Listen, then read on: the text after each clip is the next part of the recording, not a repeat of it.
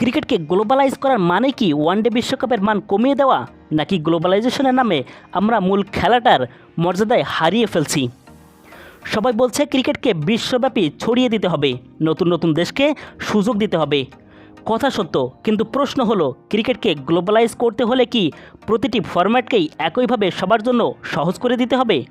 আমার উত্তর হলো না। সব ফরম্যাট সবার জন্য হতে হবে এমন কোনো নিয়ম নেই। ক্রিকেটকে বড় করতে গিয়ে যদি আমরা ওয়ানডে বা টেস্টের মর্যাদায় নষ্ট করে ফেলি, তাহলে সেই বিশ্বায়নের কোনো অর্থই থাকে না।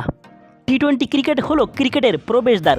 ক্রিকেটকে গ্লোবালাইজ করার জন্য সবচেয়ে কার্যকর মাধ্যম হতে পারে টি-20। এটি সহজবোধ্য, সময় কম লাগে এবং কম অবকাঠামো নিয়ে নতুন দেশগুলো প্রতিদ্বন্দ্বিতা করতে পারে।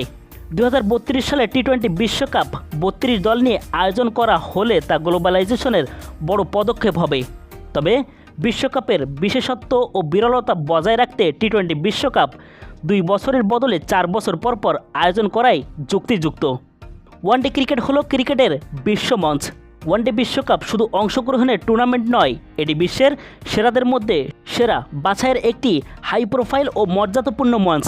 গ্লোবালাইজেশনের নামে এখানে অনিয়ন্ত্রিত দল বাড়ালে টুর্নামেন্টের গুণগত মান ও প্রতিদ্বন্দ্বিতা কমে যাবে। ওয়ানডে বিশ্বকাপের মূল শক্তি এর কোয়ালিটি, তাই এর মান অক্ষুণ্ণ রাখা জরুরি। টেস্ট ক্রিকেট হলো ক্রিকেটের সর্বোচ্চ পরীক্ষাগার। টেস্ট ক্রিকেট একটি এলিট ক্লাবের মতো।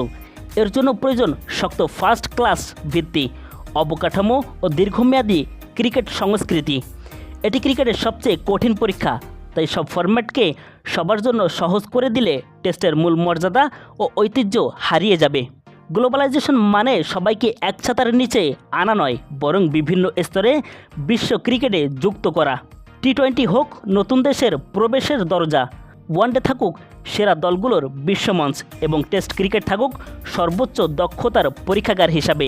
এভাবেই ফরম্যাটের মান ও ঐতিহ্য বাঁচিয়ে রেখে ক্রিকেটকে সুন্দরভাবে গ্লোবালাইজ করা সম্ভব। ইব্রাহিম হোসেন, স্পোর্টস 850।